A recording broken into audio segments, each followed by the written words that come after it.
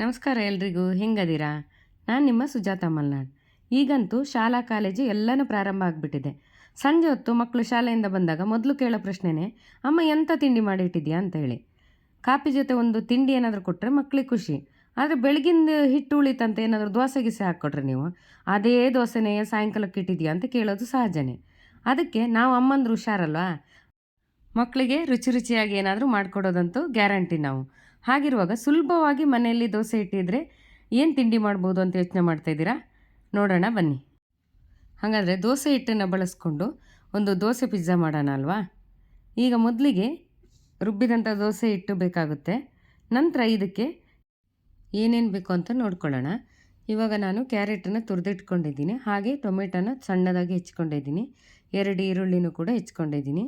ಅದರ ಜೊತೆಗೆ ಚೀಸ್ ತಗೊಂಡಿದ್ದೀನಿ, ಹಾಗೆಯೇ ಜೀರಿಗೆ ಪುಡಿ, ಉಪ್ಪು, ಹಾಗೆ ಖಾರದ ಪುಡಿ, ಬರೀ ಮೆಣಸಿನ ಪುಡಿ ಅಷ್ಟೇ ತಗೊಂಡಿದ್ದೀನಿ. ನಂತರ ಆರಿಗೆನೋವನ್ನು ಕೂಡ ತಗೊಂಡಿದ್ದೀನಿ. ಇದು ಪಿಜ್ಜಾಗಳಲ್ಲೆಲ್ಲ ಬಳಸ್ತಾರೆ, ತುಂಬಾ ಘಮ ಕೊಡುತ್ತೆ, ಹಾಗಾಗಿ ನಾನು ಇದನ್ನು ಕೂಡ ತಗೊಂಡಿದ್ದೀನಿ. ನಂತರ ಎಂತ ಮಾಡಬೇಕೆಂದ್ರೆ, ನಾವು ಮಾಮೂಲಿಯಾಗಿ ಕಾವಲಿಯಲ್ಲಿ ದೋಸೆ ಹೊಯ್ತೀವಲ್ಲ, ಹಾಗೇ ದೋಸೆ ಹೊಯ್ಕೋಬೇಕು. ಅದಕ್ಕೆ ಮೊದಲು ನೀರನ್ನು ಹಾಕಿಬಿಟ್ಟು ಸ್ವಲ್ಪ ಹಿಟ್ಟು ತಗೊಂಡು ಮಾಮೂಲಿ ನಾವು ದೋಸೆ ತಿರುಗಿಸ್ತೀವಲ್ಲ ಹಾಗೆ ಹಾಕ್ಕೋಬೇಕು. ದೋಸೆನ ತುಂಬ ತೆಳುನೂ ಹೊಯ್ಕೊಳ್ಳೋದು ಬೇಡ, ತುಂಬ ದಪ್ಪನೂ ಕೂಡ ಮಾಡ್ಕೊಳ್ಳೋದು ಬೇಡ. ಹದವಾಗಿ ಈ ರೀತಿಯಾಗಿ ಹರಡ್ಕೊಂಡ್ರೆ ಆಯಿತು. ನಂತರ ಇದಕ್ಕೆ 2 ಚಮಚ ಆಗೋಷ್ಟು ಎಣ್ಣೆನ ಹಾಕ್ಕೊಂಡಿದ್ದೀನಿ.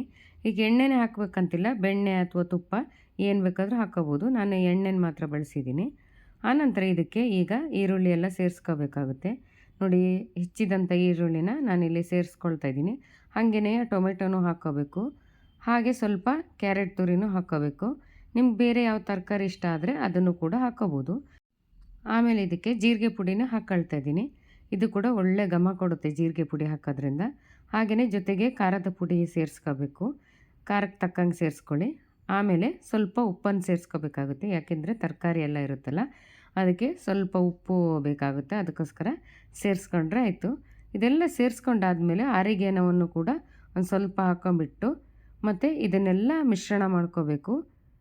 ಈ ರೀತಿಯಾಗಿ ನೋಡಿ ಚೆನ್ನಾಗಿ ಮಿಶ್ರಣ ಮಾಡ್ಕೋಬೇಕು. ಹೀಗೆ ದೋಸೆ ತುಂಬ ತರಕಾರಿನೆಲ್ಲ ಹರಡಿ ಆದಮೇಲೆ ನಂತರ ಇದಕ್ಕೆ ಚೀಸನ್ನು ಹಾಕಬೇಕಾಗುತ್ತೆ. ಅದಕ್ಕೆ ನಾನು ಚೀಸನ್ನು ತುರಿತಾ ಇದ್ದೀನಿ. ಈ ರೀತಿಯಾಗಿ ಪೂರ್ತಿಯಾಗಿ ತುರಿದು ಹಾಕ್ಕೋಬೇಕು. ಜಾಸ್ತಿ ಚೀಸ್ ಇಷ್ಟ ಇದ್ದವರಿಗೆ ಜಾಸ್ತಿ ಹಾಕ್ಕೋಬೋದು, ಇಲ್ಲಾಂದರೆ ಕಡಿಮೆನೂ ಬಳಸ್ಬೋದು, ಹಾಗೇನು ಅಡ್ಡಿ ಇಲ್ಲ. ನಿಮಗೆಷ್ಟು ಚೀಸ್ ಬೇಕೋ ಅಷ್ಟನ್ನು ಬಳಸ್ಕೋಬೋದು. ಚೀಸೆಲ್ಲ ಹಾಕಿ ಆದಮೇಲೆ ಇನ್ನೊಂದು ಸಲ ಅದೇ ರೀತಿ ಮಿಶ್ರಣವನ್ನು ಮಾಡ್ಕೋಬೇಕಾಗುತ್ತೆ.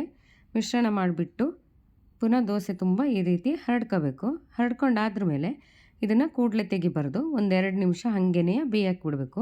ಅದಾಗಿ ಚೆನ್ನಾಗಿ ಕಾದ್ರೇ ಚೆಂದ. ಇವಾಗ ದೋಸೆ ಚೆನ್ನಾಗಿ ಕಾದಿದೆ. ನಂತರ ಇದನ್ನು ನಾನು ತೆಕ್ಕೊಳ್ತಾ ಇದ್ದೀನಿ. ನೋಡಿ ಎಷ್ಟು ಚೆನ್ನಾಗಿ ಬಂದಿದೆ ಅಲ್ವಾ? ಹಾಗೆಯೇ ಇನ್ನೊಂದು ದೋಸೆ ಕೂಡ ಹಾಕ್ಕೊಳ್ತಾ ಇದ್ದೀನಿ. ಮಾಮೂಲಿಯಾಗಿ ದೋಸೆ ಹಾಗೆ ಹೊಯ್ಕೊಂಡ್ರೆ ಆಯಿತು. ಹಾಗೆಯೇ ನಿಮಗೆ ಏನು ತರಕಾರಿ ಬೇಕೋ ಅದನ್ನು ಸೇರಿಸ್ಕೋಬೋದು. ಇಲ್ಲಿ ಎಣ್ಣೆ ಮಾತ್ರ ಬಳಸಬೇಕಂತದ್ದೇನಿಲ್ಲ, ತುಪ್ಪ ಬೆಣ್ಣೆ ಎಲ್ಲ ಬಳಸಿದರೆ ಇನ್ನಷ್ಟು ರುಚಿ ಚೆನ್ನಾಗಿರುತ್ತೆ. ಹಾಗೆಯೇ ಒಂದು ವೇಳೆ ಚೀಸ್ ಇಲ್ಲ ಅಂದರೂ ಪರವಾಗಿಲ್ಲ, ಬೆಣ್ಣೆನ ಜಾಸ್ತಿ ಹಾಕಿಬಿಟ್ಟು ಮಕ್ಕಳಿಗೆ ಕೊಟ್ಟರೆ ತುಂಬ ಇಷ್ಟಪಟ್ಟು ತಿಂತಾರೆ. ಇದು ತುಂಬ ರುಚಿಕಟ್ಟಾಗಿರೋ ತಿಂಡಿ ಕೂಡ, ಮತ್ತು ಆರೋಗ್ಯಯುತವಾದ ತಿಂಡಿನೂ ಕೂಡ.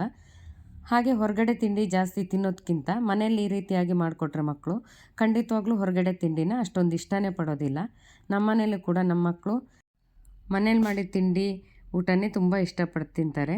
ಹಾಗಾಗಿ ನಾವು ಈ ರೀತಿಯಾಗಿ ಸ್ವಲ್ಪ ಬದಲಾವಣೆ ಮಾಡ್ಕೊಂಡು ಅಡುಗೆ ಮಾಡಿಕೊಟ್ರೆ ಮಕ್ಕಳಿಗೂ ಇಷ್ಟ ಆಗುತ್ತೆ. ನೋಡಿ ಎಷ್ಟು ಚೆನ್ನಾಗಿರೋ ದೋಸೆ ಬಂತಲ್ವ? ಮಾಮೂಲಿ ದೋಸೆಗಿಂತ ಇದು ಸ್ವಲ್ಪ ಬೇರೆ ಥರ ಆಗಿರುತ್ತೆ. ನೋಡಿ ಈ ರೀತಿಯಾಗಿ ಗರಿ ಗರಿ ಕಾಸ್ಕೊಂಡ್ರೆ ಮಕ್ಕಳಿಗೂ ತಿನ್ನೋಕ್ಕೂ ಗರಿ ಗರಿಯಾಗಿ ಖುಷಿ ಖುಷಿಯಾಗಿ ತಿಂತಾರೆ. ನೋಡಿ ಈಗ ಪಿಜ್ಜಾ ದೋಸೆ ತಯಾರಾಗಿದೆ, ತುಂಬಾ ರುಚಿಯಾಗಿರುತ್ತೆ. ನಿಮ್ಮನೇಲೂ ನೀವು ಈ ಥರ ಒಂದು ಸಲ ಮಾಡಿ ನೋಡಿ, ಖಂಡಿತ ಇಷ್ಟ ಆಗುತ್ತೆ. ಹಾಗೆ ನೀವೇನಾದರೂ ಮೊದಲನೇ ಬಾರಿ ಈ ವಿಡಿಯೋನ ನೋಡ್ತಾ ಇದ್ದರೆ ದಯವಿಟ್ಟು ಒಂದು ಲೈಕ್ ಮಾಡಿ, ಶೇರ್ ಮಾಡಿ, ಸಬ್ಸ್ಕ್ರೈಬ್ ಮಾಡಿ ಅಂತ ಹೇಳ್ತಾ ಮುಂದಿನ ವಿಡಿಯೋದಲ್ಲಿ ಸಿಗ್ತೀನಿ. ಹೋಗಿ ಬರಲಾ? ನಮಸ್ಕಾರ.